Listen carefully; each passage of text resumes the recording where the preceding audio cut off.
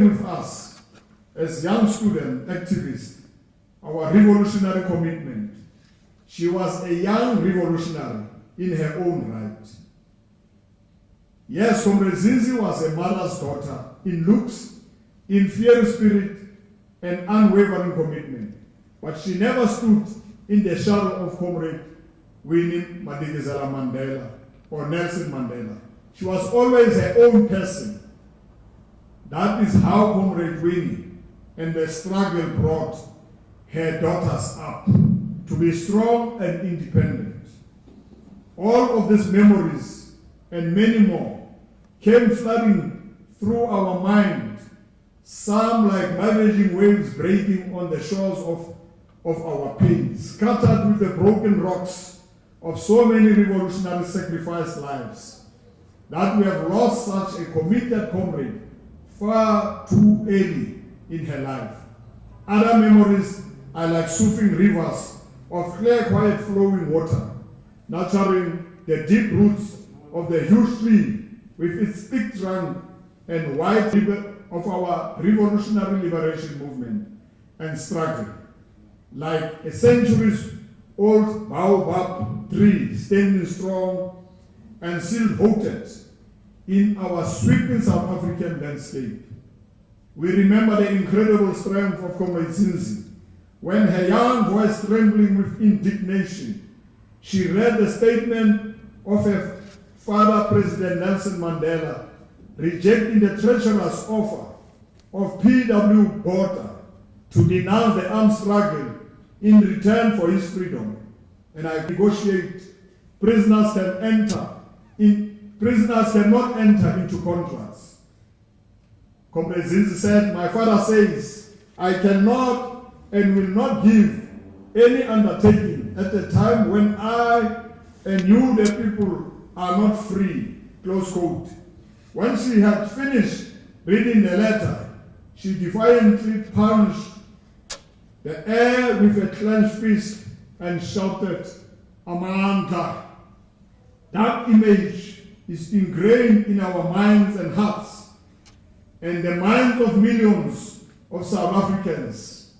It had become part of the revolutionary history and psyche of our nation. In the midst of the hardest and most difficult years of our liberation struggle, all of us found solace and strength in the incredible strength of Comrade ZINDZI. However, none of that extraordinary strength must ever make us to forget the pain and deep wounds that the apartheid regime inflicted so cruel and sadistically on Comrade Winnie Mandela and her daughters.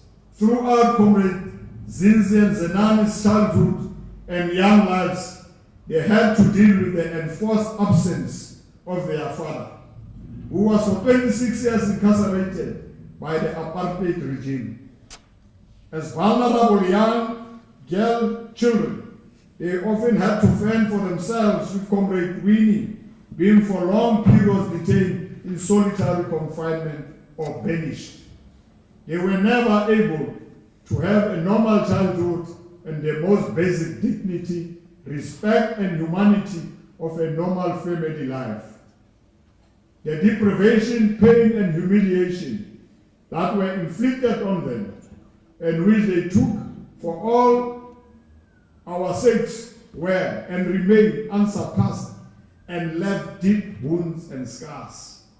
We recall the terrible, humiliating isolation Comrade Winnie Madikizela Mandela suffered when she was banished to Brandfort in the Free State. We often visited Comrade Winnie there, and while we were always encouraged by her unwavering commitment and formidable strength in the face of so much adversity, we also often left our hearts heavy and crying for her pain and cruelty subjected to her by the then racist apartheid regime. We recall how the evil security police threatened the people of Brandfort and tried to scare them from having any contact with Comrade Winnie. It was only through Comrade Winnie's humanity and the love for all her people and how she reached out to that community that she won them over. The bonds of mutual love and care that were forged between Comrade Winnie and her two beloved daughters in the midst of all these painful challenges of our struggle are truly legendary and stand as a towering triumph of human spirit over adversity and evil. That salient example of love also talks to us today in the midst of the current crisis that we are faced with, made worse by the coronavirus pandemic, to nurture our families and to take care of our children. They suffered for us. They were tortured and separated so that now we as families in our liberated country can be together. The love of Nelson Mandela for the children, for his children, reaching out in his prison letters to them from behind the high walls of Robben Island, and the love of the mother of her two daughters, are all great gifts and legacy examples that they have shared with us, and for which all of us should be hugely grateful and must always try to emulate. This tribute to Comrade ZINDZI will not be complete without us recognizing her courage and long years of dedicated work in the underground work of the African National Congress, and specifically Umkhonto weSizwe. Like her mother, Comrade ZINDZI was a member of Umkhonto weSizwe. I remember days long before and after the unveiling of the ANC, when Comrade ZINDZI and Winnie Mandela and all of us would interact with Comrade Chrisman. Comrade ZINDZI was many a time part of the military operations of MK. And there are a lot of MK comrades who are still alive today in the country throughout the corners of South Africa, who will actually tell stories about the role played by Comrade Winnie, the role played by Comrade ZINDZI Mandela in the struggle against apartheid. We have the fondest of memories of having worked together with our dear sister in the same underground unit. One of our closest persons who was at the heart of both Comrades Winnie and ZINDZI, as I've said, was the late General Secretary of the South African Communist Party and the Chief of Staff of our glorious Liberation Army, Umkhonto weSizwe, Comrade Chrisman. The relationship born out of their common commitment to the cause of the struggle for the liberation of our people. We must take this opportunity also to salute. She's still alive and she will remember all these days, the days of our struggle. This is what has defined their comradeship, bravery and commitment to volunteer their own lives for the sake of the freedom of our people. It is for this same reason that Comrade ZINDZI honored as one of our very own in MK, a true fellow liberation soldier. And in acknowledging that Comrade ZINDZI's whole life was defined and dedicated to the liberation struggle, we must also acknowledge that there were times when there were those amongst us who did not behave in a comely manner towards our very own comrades. Some comrades were too quick to believe the terrible lies that were spread about Comrade Winnie and her beloved daughters. Remember those days during the 80s when the enemy was trying to play us against one another. More than anyone else, Comrade ZINDZI stood tall and defended her beloved mother against these onslaughts. She was truly a bulwark of deep daughterly love and unwavering commitment. Comrade ZINDZI often, and in no uncertain terms, shared her anger and pain with us about the injustices that had been inflicted on her family, and especially on her mother.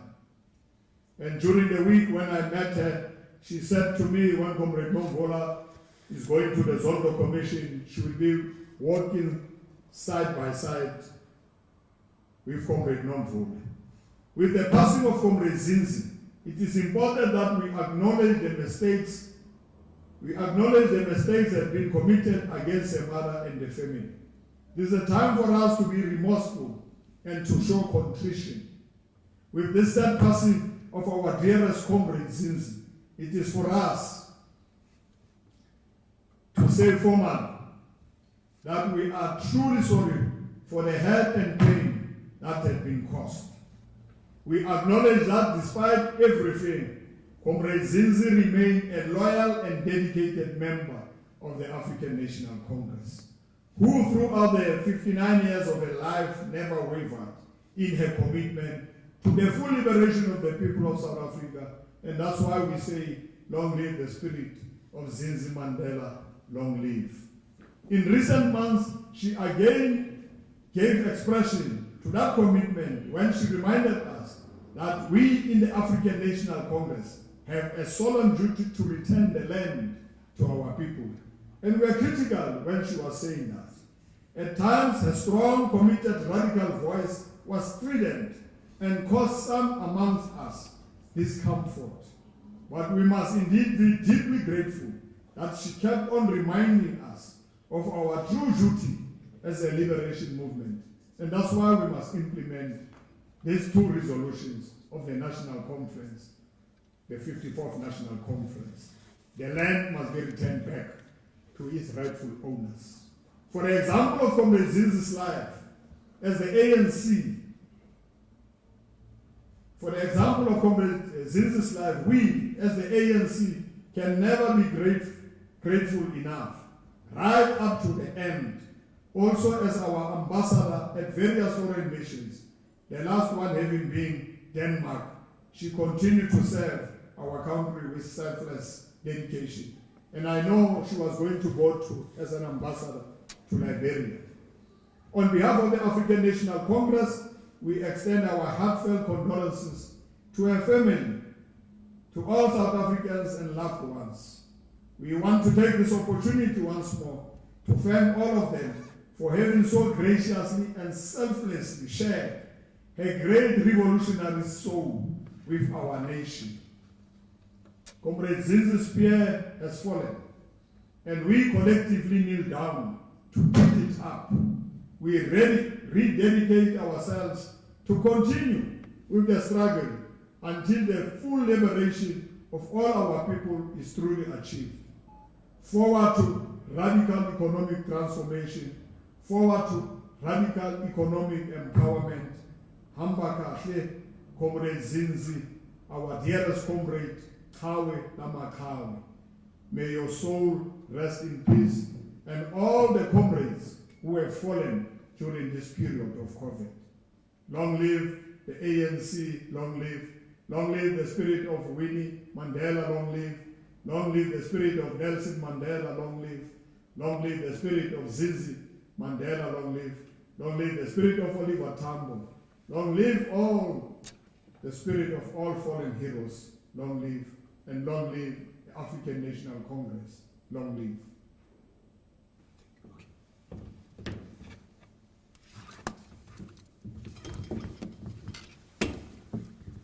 Thank you very much, Secretary General, for the befitting tribute, for unveiling our activities for International Nelson Mandela Day, and for also unveiling the virtual memorial platform. For the sake of the media and the rest of our structures and those that are watching right now, our virtual memorial platform is www.ancmemorial.org.za. To amplify what the Secretary General had already said, comrades and fellow South Africans can use this platform to also deposit their tribute messages. The platform has got an ability to generate a virtual condolence book, which the Secretary General will gladly deliver to specific families. We have got Ambassador ZINDZI Mandela there. If you want to deposit your tribute, you can go to a timeline and do so. We have got Menzi Mashatile, the wife to the Treasurer General of the African National Congress. You can go to their timeline and begin writing. We have got Ricardo Mtembu, the spokesperson of KwaZulu-Natal. We will be putting in all other comrades who passed on during this period. Mama Mary Twala, Tom Mantata, and many others. The Secretary General is compiling that list, linking up with structures to make sure that they indeed use this platform to make it easy for interaction. We wish all South Africans well tomorrow and make sure that they will participate in the international, as already said. Thank you very much to the media, SG. We must thank our mainstream broadcasters and all other digital media platforms, including our print publications. They were all part of this session, widely covered. It was live across all of those platforms. So SG, thank you again for making this a true ANC Friday. This is a good start of Mandela Day. Thanks a lot, and thanks a lot once more.